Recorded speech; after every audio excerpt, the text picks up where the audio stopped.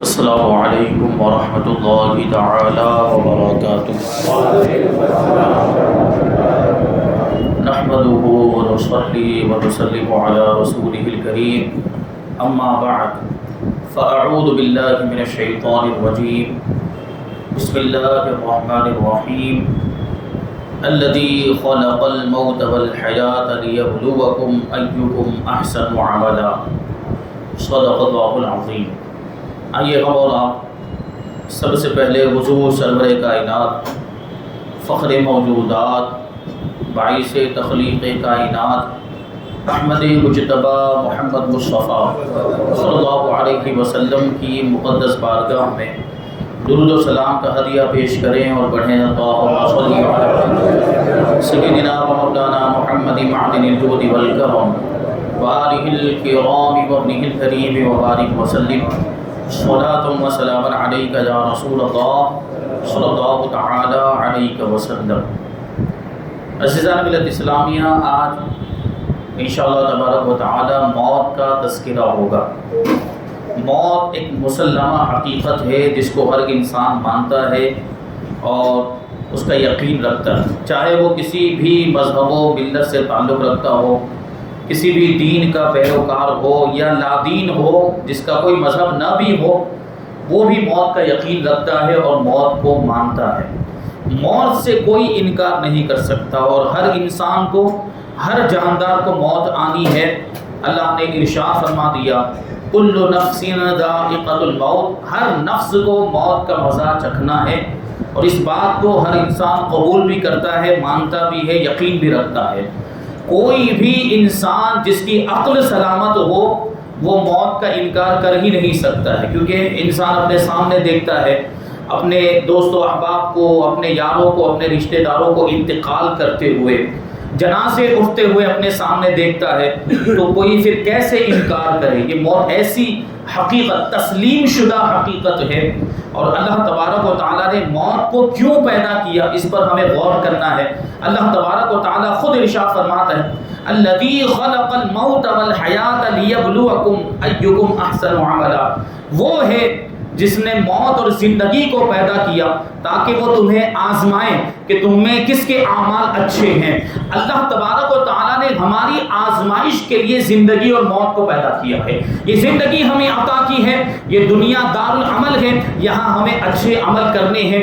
اگر کوئی برے عمل کرتا ہے تو اس کی سزا اس کو بھگتنی پڑے گی، اچھے اعمال اگر کرتا ہے تو اس کا ثواب ملے گا، اچھا بدلہ ملے گا۔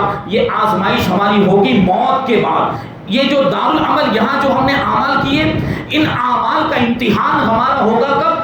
آخرت میں، مرنے کے بعد۔ یہ موت جو ہے یہ پل کی طرح ہے زندگی اور آخرت کے درمیان۔ یہ پل، یہ موت ہمیں اس زندگی سے آخرت والی زندگی میں پہنچاتی، کیونکہ پل کا بھی تو کام یہی ہوتا ہے کہ اس طرف کے کنارے والوں کو اس طرف کے کنارے پر پہنچا دے۔ تو یہ موت بھی ہے جو زندگی میں یہاں جو زندہ ہوتے ہیں، مرنے کے بعد ان کو آخرت تک پہنچا دیا کرتی ہے، اور آخرت میں ہمیں اپنے اعمال کا حساب دینا ہوگا، اچھے برے اعمال۔ یہ موت بڑی خطرناک چیز ہے، موت بڑی ہولناک چیز ہے، اور موت ایسی ہولناک چیز ہے کہ فرشتے بھی اس کی طاقت و قوت کو دیکھ کر خوف کھا جایا کرتے ہیں۔ فرشتے تو اللہ کی نورانی مخلوق، فرشتے تو معصوم ہوا کرتے ہیں، ان سے کبھی گناہ نہیں ہو سکتا، لیکن اس کے باوجود وہ موت کی طاقت اور قوت سے ڈر جایا کرتے ہیں۔ وہ کیسے ہوا؟ اس کے بارے میں روایتوں میں آیا، دقائق الاخیار اخبار نام کی ایک کتاب ہے، اس میں یہ روایت ذکر کی گئی کہ اللہ تبارک و تعالیٰ نے موت کو پیدا کیا، اور موت کو پیدا کرنے کے بعد 1000 پردوں میں اس کو چھپا دیا۔ اب دیکھیں موت کتنی خطرناک ہے۔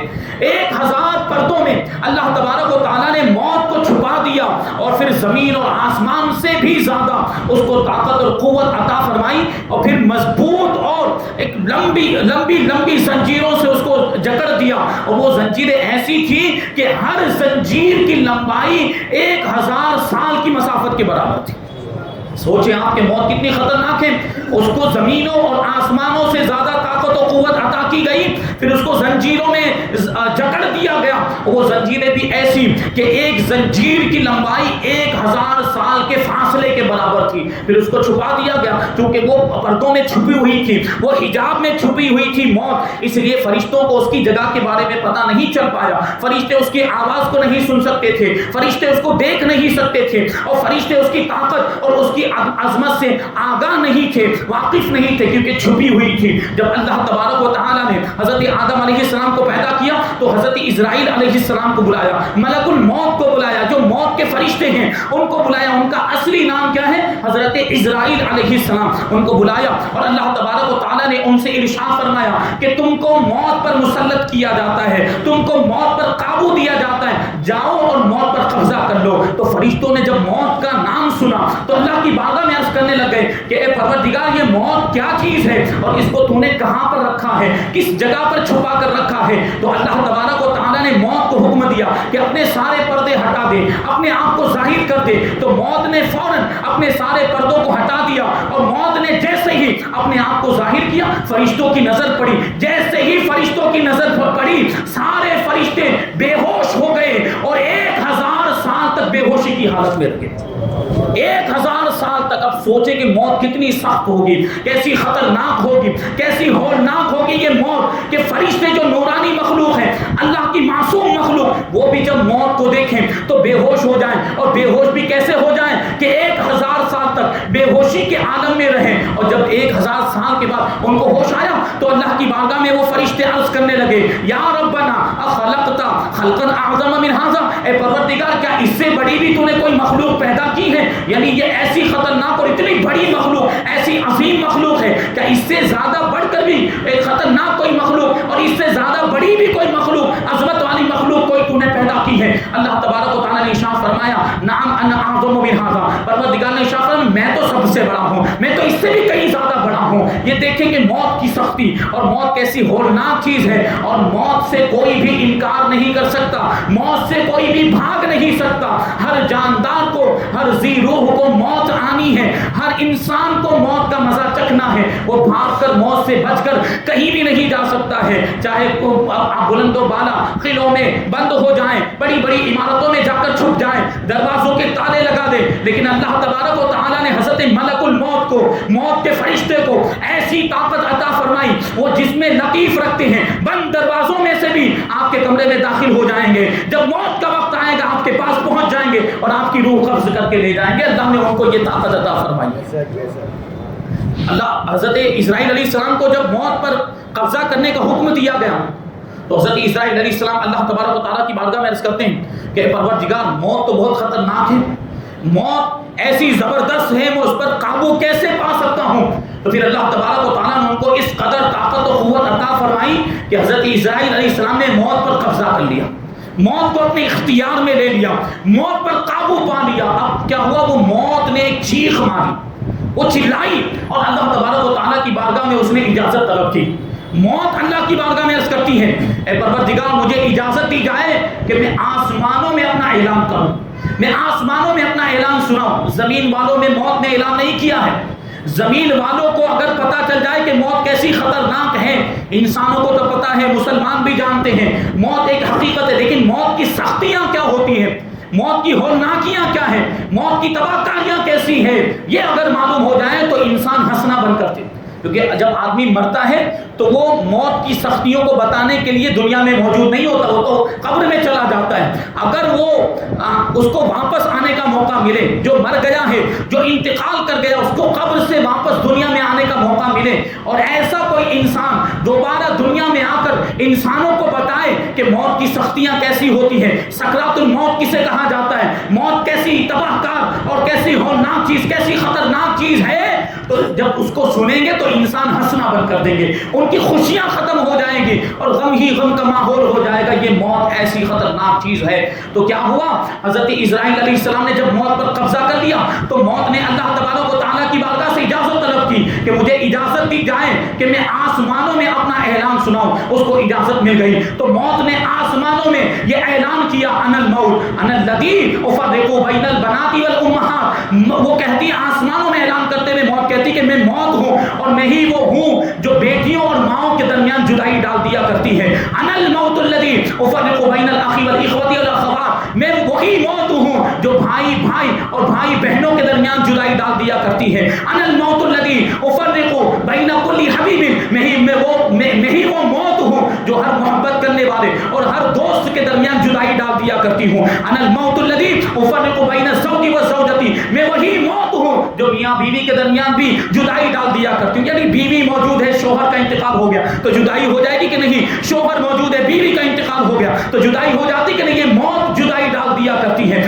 آگے وہ موت کہتی ہے انا الموت الذی اخرب الدیار والقصور، میں وہی موت ہوں جو گھروں کو اور محلوں کو اجاڑ دیا کرتی ہوں، میں گھروں کو ویران کر دیا کرتی ہوں. انا الموت الذی اعمر القبور، میں وہی موت ہوں جو قبروں کو آباد کر دیا کرتی ہے، جو قبروں کو بسا دیا کرتی ہے.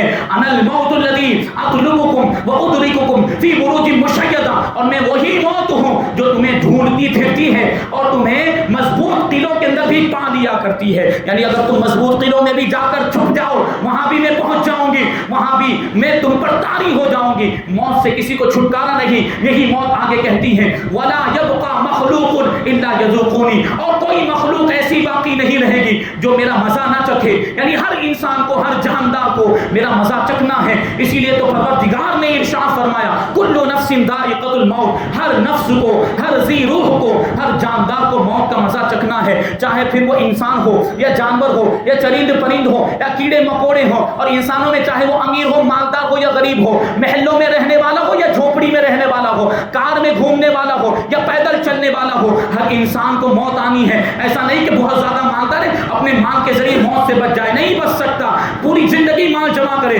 کروڑ پتی ارب پتی کیوں نہ ہو، لیکن آج تک موت کا کوئی علاج دریافت نہیں ہوا ہے. بیماریوں کی بڑی سی بڑی بیماری کا علاج دریافت ہو سکتا ہے لیکن موت کا کوئی بھی علاج نہیں ہے. موت تو اس کے وقت پر آنے والی ہے. موت سے کسی کو چھٹکارا نہیں. شاعر نے اسی لیے تو کہا ہے کہ موت سے کس کو رستگاری ہے، موت سے کس کو رستگاری مطلب چھٹکارا، موت سے کس کو رستگاری ہے، آج وہ کل ہماری باری ہے.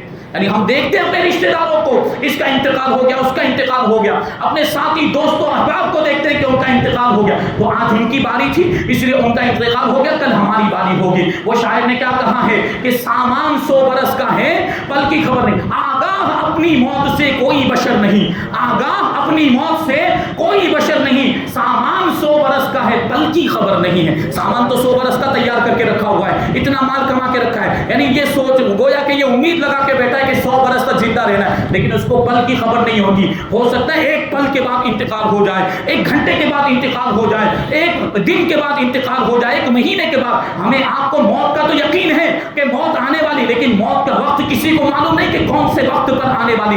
یہ ہمیں آپ میں سے کوئی بھی دعویٰ نہیں کر سکتا کہ مجھے کب موت آئے گی. یہ اللہ والے ہوتے ہیں ان کو پتا چل جاتا ہے، جو علم غیب رکھتے ہیں ان کو معلوم ہوتا ہے کہ ان کی موت کب آنے والی، لیکن عام انسانوں کو نہیں پتا چل پاتا. اس لیے ہمیں موت کے بعد کی زندگی کے لیے تیاری کرنی چاہیے اور آج ہی سے تیاری شروع کر دینی چاہیے. یہ انتظار نہیں کرنا چاہیے کہ ایک مہینہ گزرے گا، ایک سال گزرے گا تب نماز پڑھنا شروع کروں گا. ابھی تو میری جوانی ہے، ابھی تو میں موج کر لیتا ہوں، ابھی عیش کر لیتا ہوں، جب بوڑھا ہو جاؤں گا تب میں نماز پڑھوں گا. یہ انتظار مت کیجیے. ہو سکتا ہے کہ بوڑھا ہونے تک آپ زندہ ہی نہ رہیں، جوانی میں ہی آپ کا انتقال ہو جائے تو اللہ کی بارگاہ میں کون سا منہ لے کر جائیں گے. تو عبادت کر لیجئے، نیکیاں کر لیجئے، آج ہی سے شروع کر دیے نیکیاں کرنا. یہ جو کہا جاتا ہے نا کہ 4 دن کی زندگی ہے اور پھر 4 دن کی زندگی کے بعد مر جانا ہے تو اس کو انجوائے کر لیا جائے، اس کا لطف اٹھا لیا جائے، اس کے مزے اٹھا لیے جائیں. یہ بڑی ہی دھوکہ دینے والی چیز ہے. یہ شیطان کا ڈھکوسلا ہے، یہ شیطان تم کو بہکا رہا ہے، کیونکہ موت کا تو کوئی یقین ہے. پھر خود آپ ہی غور کریں، خود آپ یہ جملہ بولتے ہیں کہ 4 دن کی زندگی ہے، مطلب کیا ہے کہ یہ زندگی فنا ہو جانے والی، یہ زندگی ہمیشہ باقی رہنے والی نہیں. تو عقل مندی کا تقاضا کیا ہے کہ اس زندگی کے لیے تیاری کی جائے جو ہمیشہ کی زندگی ہے، یعنی آخرت کی زندگی ہے، اس کے لیے تیاری کی جائے. 4 دن کی زندگی، انسان یہاں پر 4 دن ہی رہنے والا ہے، پھر اس کا انتقال ہو جائے گا. لیکن آخرت کی زندگی یہ ہمیشہ کی زندگی، ہمیں اس کی فکر ہونی چاہیے، ہمیں اس کے بارے میں سوچنا چاہیے کہ وہاں ہمیں کیا کام آئے گا. تو ہمیں آپ کو معلوم ہے کہ ایمان کی سلامتی ہو، ایمان کے ساتھ نیک اعمال ہو تو یہ ہمیں وہاں پر کام آئیں گے. نیک اعمال ہمیں وہاں پر کام آئیں گے. تو یہ موت ایسی خطرناک چیز ہے. موت اس طریقے سے جب اس کو پیدا کیا گیا تو فرشتے بھی اس سے خوف زدہ تھے، تو موت ایک مسلمہ حقیقت ہے، موت سے ہم اور آپ میں سے کوئی بھی انکار نہیں کر سکتا موت کا. تو موت کو یاد کرنا چاہیے، یہی آخرت کی کامیابی کا سب سے بہترین طریقہ ہے، موت کو یاد کرنا. کیونکہ جب بندہ موت کو یاد کرے گا دل میں خوف الہی پیدا ہوگا. جب بندہ موت کو یاد کرے گا گناہوں سے بچے گا. جب بندہ موت کو یاد کرے گا زیادہ سے زیادہ نیک کام کرے گا تو آخرت میں کامیابی ملے گی. کیونکہ موت سے بھاگ تو کوئی نہیں سکتا، موت تو آنی ہے. اللہ تبارک و تعالیٰ قرآن مجید میں ارشاد فرماتا ہے قل ان الموت الذی تفرون منه فانه ملاقیکم ثم تردون الى عالم الغیب والشہادہ فینبئکم بما کنتم تعملون او کما قال. اللہ تبارک و تعالیٰ ارشاد فرماتے ہیں محبوب آپ فرما دیجئے کہ بے شک وہ موت جس سے تم لوگ بھاگتے ہو، یعنی موت سے تو ہر کوئی ڈرتا ہے کہ نہیں، اور اسے بھاگنے کی کوشش کرتا ہے، بچنے کی کوشش کرتا ہے. بے شک وہ موت جس سے تم بھاگتے ہو وہ موت تمہیں ضرور آنے والی ہے، وہ موت تم سے ضرور ملاقات کرنے والی ہے. پھر تمہیں اس ذات کی طرف پھیر دیا جائے گا، پھر اس ذات کی طرف تمہیں پلٹ کر جانا ہے جو چھپی ہوئی چیزوں کو بھی جانتا ہے اور ظاہر چیزوں کو بھی جانتا ہے.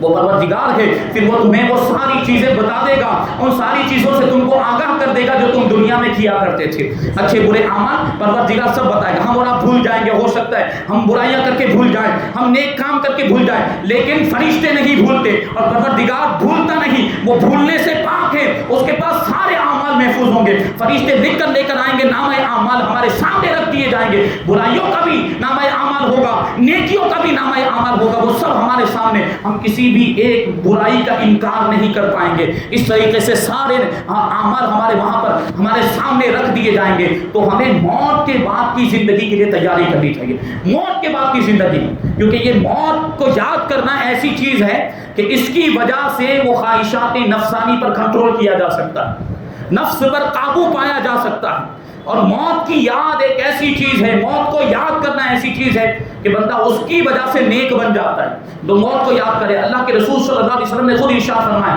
اکثروا ذکر حازم اللذات الموت، یعنی لذتوں کو مٹا دینے والی موت کا کثرت کے ساتھ ذکر کرو. یعنی موت کو کثرت کے ساتھ یاد کرو جو لذتوں کو ختم کر دیا کرتی ہے، یعنی خواہشات نفسانی کو ختم کر دیا کرتی ہے موت ایسی. ایک مرتبہ ام المؤمنین حضرت عائشہ صدیقہ رضی اللہ تعالی عنہا نے اللہ کے رسول صلی اللہ علیہ وسلم کی بارگاہ میں عرض کیا کہ یا رسول اللہ صلی اللہ تعالی علیہ وسلم، کیا کسی کو شہادت کا مرتبہ مل سکتا ہے؟ کیا کوئی شہادت کا مرتبہ حاصل کر سکتا ہے؟ یعنی جو جنگ میں شریک نہ ہوا ہو، جس نے کفار کا مقابلہ نہ کیا ہو اور شہید نہ ہوا ہو، حقیقی طور پر شہید نہ ہوا، کیا اس کو بھی شہید کا مرتبہ مل سکتا ہے؟ تو اللہ کے رسول صلی اللہ علیہ وسلم نے ارشاد فرمایا کہ جو شخص دن میں 20 مرتبہ موت کو یاد کرتا ہے اس کو شہید کا مرتبہ ملے گا. جو شخص دن میں 20 مرتبہ موت کو یاد کرتا ہے اس کو کیا ملے گا؟ شہید کا مرتبہ ملے گا. اور ہم اور آپ تو موت کی حالت کو جانتے ہیں، موت سے واقف ہیں، یعنی اس کی حقیقت سے واقف ہیں، اس کی جو تکلیفیں، اس کی جو سختیاں اس سے واقف نہیں ہیں. لیکن موت ایک حقیقت ہے، یہ تو ہم جانتے ہیں نا. لیکن جانوروں کو موت کی حالت معلوم نہیں، جانوروں کو نہیں پتا کہ موت کیا چیز ہوتی ہے. جانوروں کو اگر پتا چل جائے، موت کی حالت معلوم ہو جائے تو جانور کھانا پینا چھوڑ دیں، یہ دنیا چرندوں پرندوں کی رونق سے محروم ہو جائے، جانور پتلے دبلے ہو جائیں. کیونکہ اللہ کے رسول صلی اللہ علیہ وسلم نے ارشاد فرمایا کہ اگر جانور موت کو اس طریقے سے جان لیتے جس طریقے سے تم جانتے ہو تو تم میں سے کسی کے کھانے میں موٹا گوشت نہ ہوتا، یعنی فربا گوشت نہ ہوتا. یعنی جانور کمزور ہو جاتے موت کی یاد کی وجہ سے، موت کے خوف کی وجہ سے جانور کمزور ہو جاتے، کھانا پینا چھوڑ دیا کرتے. ایسا ایک واقعہ ہے، یہ نزہۃ المجالس کے اندر ذکر کیا گیا. حضرت عیسیٰ علیہ السلام کا ایک شخص کے پاس سے گزر ہوا، وہ اونٹ چرا رہا تھا. ان اونٹوں میں ایک اونٹ ایسا تھا جو بڑا مستی میں تھا اور اسی مستی والی کیفیت میں دوسرے اونٹوں کو کاٹ رہا تھا. حضرت عیسیٰ علیہ السلام اس کے قریب گئے اور اس کے کان میں ارشاد فرمایا انک میت، تو مستی میں دوسرے اونٹوں کو کاٹ رہا ہے، اچھل کود کر رہا ہے، تجھے بھی تو موت آنے والی ہے، تجھے بھی تو مرنا ہے، تو بھی مرنے والا ہے. یہ الفاظ جیسے ہی اس کے کان میں پڑے، جیسے ہی اس نے یہ الفاظ سنے، اسے موت کی یاد آ گئی، اس کی ساری مستی ختم ہو گئی، اس نے کھانا پینا چھوڑ دیا، یہاں تک کہ وہ انتہائی کمزور اور لاغر ہو گیا، پتلا دبلا ہو گیا. حضرت عیسیٰ علیہ السلام تو وہاں سے آگے گزر گئے تھے، کچھ دنوں کے بعد پھر وہیں سے آپ کا گزر ہوا. آپ نے پھر اسی اونٹ کو دیکھا تو وہ اونٹ بالکل کمزور ہو چکا تھا، پتلا دبلا ہو چکا تھا، بالکل لاغر ہو چکا تھا۔ حضرت عیسیٰ علیہ السلام نے اونٹ کے مالک سے اس کے بارے میں پوچھا کہ یہ اونٹ کی ایسی حالت کیسے ہو گئی، اس کی یہ کیفیت کیسے ہو گئی، یہ اتنا کمزور کیسے ہو گیا، یہ ایسا پتلا دبلا کیسے ہو گیا؟ تو اونٹ کا مالک جواب دیتا ہے مجھے اس کے بارے میں زیادہ تو معلوم نہیں، بس اتنا جانتا ہوں کہ کوئی اللہ کے نیک بندے آئے تھے اور اس کے کان میں کچھ ارشاد فرمایا تھا، اس کے بعد ہی سے اس نے کھانا پینا چھوڑ دیا ہے اور اس کی یہ حالت ہو گئی ہے۔ اللہ اکبر! سوچیں کہ ایک جانور جب موت کے بارے میں سنے تو وہ کھانا پینا چھوڑ دے۔ ہم اور آپ تو موت کا یقین رکھتے ہیں، ہم اور آپ تو موت کو مانتے ہیں، پھر بھی ہم گناہوں کو نہیں چھوڑتے، پھر بھی ہم برائیوں سے باز نہیں آتے۔ ہم عقیدہ رکھتے ہیں کہ موت آنے والی ہے، موت مسلمہ حقیقت ہے، پھر بھی ہم گناہوں کو نہیں چھوڑتے، پھر بھی ہم اللہ کی طرف نہیں آتے، پھر بھی ہم نمازوں کی طرف نہیں آتے۔ ہم تو اشرف المخلوقات ہیں، ہم تو ساری مخلوق میں سب سے بڑا مرتبہ رکھتے ہیں، سب سے زیادہ فضیلت رکھتے ہیں۔ جانور موت کے خوف سے کھانا پینا چھوڑ دیتا ہے، لیکن ہم پر موت کا کوئی اثر نہیں ہو رہا ہے۔ تو ہمیں اپنا محاسبہ کرنا چاہیے، ہمیں خود اپنا جائزہ لینا چاہیے۔ اور پھر یہ بات ہے نا کہ جب موت کا ذکر کیا جاتا ہے، جب موت کا تذکرہ کیا جاتا ہے، کچھ لوگ دنیا میں، دنیا کی لذتوں میں، دنیا کی رنگینیوں میں ایسے ڈوب چکے ہوتے ہیں کہ جب ان کے سامنے موت کا ذکر کیا جائے تو عبرت حاصل کرنے کے بجائے، سبق حاصل کرنے کے بجائے موت کا ذکر کرنے والے پر ہی بھڑکنے لگتے ہیں اور غصہ ہو جاتے ہیں۔ کیا تم مرنے مرانے کی باتیں کرتے ہو؟ کیا تم موت کا ذکر کرتے ہو؟ اور ایسا ریئیکشن ہوتا ہے ان کا، ایسا رد عمل ہوتا ہے جیسے کہ موت کا ذکر کرنے والے نے کوئی بہت بڑا جرم کر دیا ہو، کوئی بہت بڑا الزام لگا دیا ہو۔ ایسا تو نہیں ہے، کیونکہ موت تو سب جانتے ہیں، سب مانتے ہیں، اور موت سے کوئی بھاگ نہیں سکتا ہے، موت سے راہ فرار ممکن نہیں ہے۔ موت ہر کسی کو آنی، بلکہ اللہ تبارک و تعالیٰ نے تو یہاں تک ارشاد فرما دیا اینما تکونوا یدرککم الموت ولو کنتم فی بروج مشیدہ، کہ تم جہاں کہیں بھی ہو موت تمہیں آ لے گی، موت تمہارے پاس پہنچ جائے گی، اگرچہ تم مضبوط قلعوں میں بند کیوں نہ ہو جاؤ وہاں بھی موت پہنچ جائے گی۔ تو موت سے جب بندہ بھاگ نہیں سکتا تو موت کے ذکر سے کیوں بھاگتا ہے، موت کے تذکرے سے کیوں بھاگتا ہے؟ موت کو تو یاد کرنا چاہیے۔ موت کو یاد کرنے کی وجہ سے بندے کے دل میں خوف خدا پیدا ہوتا ہے، آخرت کا تصور پیدا ہوتا ہے، آخرت کی فکر پیدا ہوتی ہے، پھر بندہ آخرت کی تیاری کرتا ہے، آخرت کے لیے سامان جمع کرتا ہے، آخرت کے لیے توشہ اختیار کرتا ہے جو اس کو آخرت میں کام آئے۔ یہ موت کا فائدہ ہے۔ موت کو یاد کرنا چاہیے کہ موت کے ذریعے سے نفس پر قابو بھی پایا جا سکتا ہے، خواہشات نفسانی پر بھی کنٹرول کیا جا سکتا ہے، اور موت کے ذکر کے ذریعے، موت کو یاد کرنے کے ذریعے بندے کے دل کی سختی بھی دور ہو جایا کرتی ہے، دل نرم ہو جاتا ہے، اور جب دل نرم ہو جاتا ہے تو اس میں نیک کام کرنے کی خواہشات پیدا ہوتی ہے، اچھے کام کرنے کے ارادے پیدا ہوتے ہیں، اچھے خیالات پیدا ہوتے ہیں۔ تو موت کو یاد کرنا چاہیے، زیادہ سے زیادہ موت کو یاد کرنا چاہیے، اور ہم کہیں بھی چلے جائیں ہمیں موت آ کر رہے گی۔ ایک واقعہ بیان کروں، حضرت سلیمان علیہ السلام کا دربار سجا ہوا ہے۔ حضرت سلیمان علیہ السلام کے بارے میں آپ نے سنا کہ پوری دنیا پر ان کی بادشاہت، اور صرف انسانوں پر ان کی بادشاہت نہیں، جانوروں پر بھی، چرند پرند پر بھی، یہاں تک کہ ہوا پر بھی آپ کی حکومت۔ آپ ہوا کو حکم دیتے، ہوا بھی آپ کی اطاعت و فرما برداری کرتی ہوئی نظر آتی۔ ایک شخص آپ کے دربار میں بیٹھا ہوا ہے، ایک نوجوان آپ کے دربار میں بیٹھا ہوا ہے، حضرت ملک الموت آئے، موت کا فرشتہ حضرت اسرائیل علیہ السلام تشریف لائے اور اس نوجوان کو گھور گھور کر دیکھنے لگے، اس نوجوان کو تعجب کی نگاہوں سے دیکھنے لگ گئے۔ اب وہ نوجوان لرزہ بر اندام ہو گیا، وہ کانپنے لگ گیا کہ حضرت اسرائیل علیہ السلام اس کو گھور گھور کر دیکھ رہے ہیں۔ موت کا فرشتہ اگر کسی کو دکھے، نظر آ جائے اور وہ اسے گھور گھور کر دیکھ رہا تو کیسی کیفیت ہوگی؟ یہ حضرت سلیمان علیہ السلام کے درباری کا عالم ہے کہ ملک الموت کو بھی وہ لوگ ملاحظہ کر لیا کرتے تھے۔ حضرت سلیمان علیہ السلام کی نسبت کی یہ برکت تھی۔ تو جب حضرت ملک الموت وہاں سے گئے تو وہ نوجوان حضرت سلیمان علیہ السلام کی بارگاہ میں عرض کرتا ہے کہ اے اللہ کے نبی، یہ حضرت ملک الموت آئے تھے، مجھے گھور گھور کر دیکھ رہے تھے، تعجب والی نگاہوں سے مجھے دیکھ رہے تھے، مجھ پر خوف طاری ہو گیا، میں کانپنے لگ گیا، میں لرزہ بر اندام ہو گیا، مجھے ان سے ڈر لگ رہا ہے۔ آپ ہوا کو حکم دیجئے کہ یہ ہوا مجھے ملک چین میں پہنچا دے۔ اور ایک روایت کے مطابق ہندوستان کا لفظ بھی آیا ہے کہ آپ ہوا کو حکم دیجئے کہ یہ ہوا مجھے ہندوستان میں پہنچا دے۔ حضرت سلیمان علیہ السلام نے ہوا کو حکم دیا، ہوا نے اس کو اڑا کر ملک چین میں پہنچا دیا، لیکن جیسے ہی ابھی وہ ملک چین میں اترا ہے، ہوا نے اس کو اتارا، ویسے ہی ملک الموت آ گئے اور اس کی روح کو قبض کر لیا، وہیں پر اس کا انتقال ہو گیا۔ پھر حضرت ملک الموت حضرت سلیمان علیہ السلام کی خدمت میں پھر سے حاضر ہوئے۔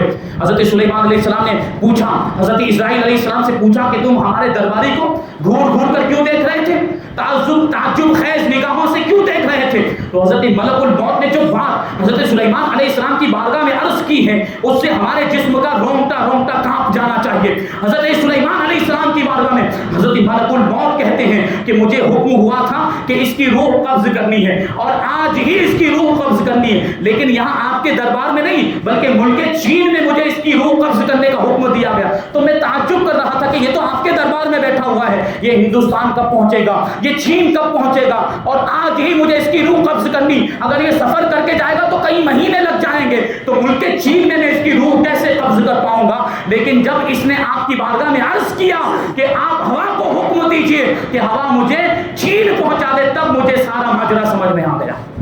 یہ ہوتا ہے، آپ جہاں بھی رہیں موت آپ کو آ کر رہے گی۔ آپ کی موت کا وقت بھی لکھا ہوا ہے، موت کا ٹائم بھی لکھا ہوا ہے، موت کی جگہ بھی لکھی ہوئی ہے، موت کی تاریخ بھی لکھی ہوئی ہے، سب کچھ متعین ہے اللہ کی بارگاہ میں۔ ہمیں نہیں پتا ہے، اس لیے ہمیں موت کی تیاری کرنی چاہیے۔ عقل مندی یہی ہے کہ ہم موت کے بعد کی زندگی کی تیاری کریں، کیونکہ زندگی تو 4 دن کی ہے، قبر ہمارا آخری ٹھکانہ ہے، قبر کی اندھیری کوٹری ہمارا آخری مکان ہے، جہاں مٹی کا بچھونا ہوگا، کچی اینٹوں کا تکیہ ہوگا، سانپ بچھو کیڑے مکوڑے ہمارے ساتھی ہوں گے، پھر عذاب قبر الگ سے ہوگا۔ اور یہیں پر بات ختم نہیں ہو جاتی، جب میدان محشر قائم ہوگا، میزان عمل قائم کیا جائے گا، ہمارے اعمال تولے جائیں گے۔ اگر نیکیوں کا پلہ بھاری ہوا تو پھر تو جنت مقدر ہے، لیکن اگر برائیوں کا پلہ بھاری ہو گیا تو پھر ہمیں جہنم میں ڈال دیا جائے گا۔ اللہ تبارک و تعالی ارشاد فرماتا ہے فَأَمَّا مَنْ ثَقُلَتْ مَوَازِينُهُ فَهُوَ فِي عِيشَةٍ رَاضِيَةٍ، جس کی نیکیوں کا پلہ بھاری ہو جائے گا تو وہ من مانتے عیش میں ہوگا، یعنی ایسی زندگی میں ہوگا جس میں اس کی رضا اور خوشنودی ہے۔ لیکن جس کی نیکیوں کا پلہ ہلکا ہو گیا، وَأَمَّا مَنْ خَفَّتْ مَوَازِينُهُ فَأُمُّهُ هَاوِيَةٌ، جس کی نیکیوں کا پلہ ہلکا ہو گیا تو وہ ہاویہ میں ڈالا جائے گا۔ اور ہاویہ کیا ہے؟ یہ بھڑکتی ہوئی آگ، جہنم کی وہ آگ جو شعلے مارتی ہوئی ہوگی، بھڑکتی ہوئی آگ میں اس کو ڈال دیا جائے گا جس کی نیکیوں کا پلہ ہلکا ہوگا۔ اس لیے دنیا میں ہمیں اسی اعتبار سے رہنا، دنیا کی چیزوں سے دل نہیں لگانا ہے۔ دنیا میں رہنا ہے اس طرح رہنا جیسے کوئی مسافر ہوتا ہے، جیسے کوئی اجنبی ہوتا۔ اللہ کے رسول صلی اللہ علیہ وسلم نے ارشاد فرمایا کن فی الدنیا کأنک غریب او عابر سبیل، کہ دنیا میں اس طریقے سے رہو جیسے کہ اجنبی ہو یا راہگیر ہو، راستہ طے کرنے والے ہو، کیونکہ مسافر کے سامنے اس کی منزل ہوتی ہے، مسافر کی نظر اس کی منزل پر ہوتی، وہ راستے کی چیزوں سے دل نہیں لگاتا، وہ سفر چلتے ہوئے سفر میں راستے میں آنے والی چیزوں سے دل لگا کر بیٹھ نہیں جاتا، کیونکہ اس کو معلوم ہے کہ اگر وہ راستے کی چیزوں سے دل لگائے گا وہاں پر اس کا وقت ضائع ہو جائے گا اور وہ منزل مقصود تک نہیں پہنچ پائے گا۔ اسی طرح ہماری منزل، ایمان والوں کی منزل بھی جنت ہے۔ یہ دنیا ایک سفر کا مقام ہے، ہم سفر میں ہیں، ہم مسافر ہیں، ہم سفر طے کر رہے ہیں، تو ہمیں دنیا کی چیزوں سے دل نہیں لگانا چاہیے، ہمیں اپنی نظر منزل پر رکھنی چاہیے۔ ہماری منزل مقصود جنت ہے، ہمیں جنت میں پہنچنا ہے، تو جنت میں پہنچنے کے لیے ہمیں تیاری کرنی چاہیے، جنت میں پہنچنے کے لیے ہمیں تیاری کرنی چاہیے۔ اور یہ بات آخری بات عرض کر دوں، ابھی میں نے ذکر کیا کہ موت کو یاد کرنا چاہیے لیکن موت کی تمنا نہیں کرنی چاہیے۔ موت کو یاد کرنا چاہیے، ضرور یاد کرنا چاہیے، لیکن موت کی تمنا کرنے سے منع فرمایا گیا، موت کی تمنا کرنے سے منع فرمایا گیا۔ اللہ کے رسول صلی اللہ علیہ وسلم ارشاد فرماتے کہ لا يتمنى احدكم الموت اما محسنا فلعله ان يزداد خيرا واما مسيئا فلعله ان يستعتب، کہ تم میں سے کوئی بھی ہرگز موت کی تمنا نہ کرے، اگر وہ نیکوکار ہے تو ہو سکتا ہے آگے کی زندگی میں اور زیادہ نیکیاں کر لے، اور اگر وہ برائی کرنے والا ہے، اگر وہ بدکار ہے تو ہو سکتا ہے وہ اپنی برائیوں سے باز آ جائے، ہو سکتا ہے اپنی برائیوں سے توبہ کر لے۔ اگر برائیاں لے کر مر گیا تو اس کا عذاب بھگتنا پڑے گا، لیکن آگے اور زندگی مل گئی، ہو سکتا ہے اس ان گناہوں سے توبہ کرنے کی توفیق بھی مل جائے۔ تو موت کی تمنا نہیں کرنی چاہیے۔ دیکھیں زیادہ اعمال ہو جائے تو اس کی وجہ سے مقام و مرتبے بھی بلند ہو سکتے ہیں۔ تذکرۃ الموتى والقبور ایک کتاب ہے، اس میں امام احمد ابن حنبل حضرت ابو ہریرہ رضی اللہ تعالی عنہ سے روایت کرتے ہیں کہ ایک آدمی شہید ہو گیا اور پھر 1 سال کے بعد اس کے بھائی کا بھی انتقال ہو گیا۔ اس کا بھائی شہید نہیں ہوا تھا، ایسے ہی اس کا انتقال ہو گیا۔ حضرت طلحہ رضی اللہ تعالی عنہ نے دونوں کو خواب میں دیکھا اور کیا دیکھتے ہیں کہ شہید کا بھائی جنت میں اس سے آگے آگے جا رہا ہے۔ شہید کا مقام و مرتبہ کتنا ہے آپ جانتے ہیں، شہید کا مرتبہ کتنا اونچا ہے، لیکن اس کے باوجود دیکھیں کیا فرماتے ہیں حضرت طلحہ رضی اللہ تعالیٰ عنہ کہتے ہیں میں نے خواب میں دیکھا کہ شہید کا بھائی جنت میں اس سے آگے آگے جا رہا ہے۔ تو یہ واقعہ اللہ کے رسول صلی اللہ علیہ وسلم کی بارگاہ میں عرض کیا گیا، انہوں نے حضور کی بارگاہ میں خواب بیان کیا، تو اللہ کے رسول صلی اللہ علیہ وسلم نے ارشاد فرمایا کہ شہید چونکہ شہید ہو گیا تھا اور اس کا بھائی اس کے بعد 1 سال تک زندہ رہا، لیکن اس کی 1 سال کی زندگی کیسی تھی؟ رمضان کا مہینہ آیا تو اس نے پورے رمضان کے روزے رکھے اور پورا سال وہ عبادت کرتا رہا، پورا سال نمازیں پڑھتا رہا، اور اسی چیز نے اس کے مرتبے کو بڑھا دیا کہ وہ اپنے شہید بھائی سے بھی آگے بڑھ گئے۔ سبحان اللہ، کہ نیک اعمال کا نتیجہ ہے۔ اگر زندگی باقی رہی تو نیک اعمال کر سکیں گے، ہاں اگر کوئی فتنے کا اندیشہ ہو اور فتنے سے بچنے کے لیے اگر موت کی تمنا کرے تو اس کی گنجائش ہے۔ اللہ کے رسول صلی اللہ علیہ وسلم ارشاد فرماتے ہیں لا يتمنى احدكم الموت من ضر اصابه فإن كان لابد فاعلا فليقل اللهم احيني ما دامت الحياة خيرا لي وتوفني اذا كانت الوفاة خيرا لي۔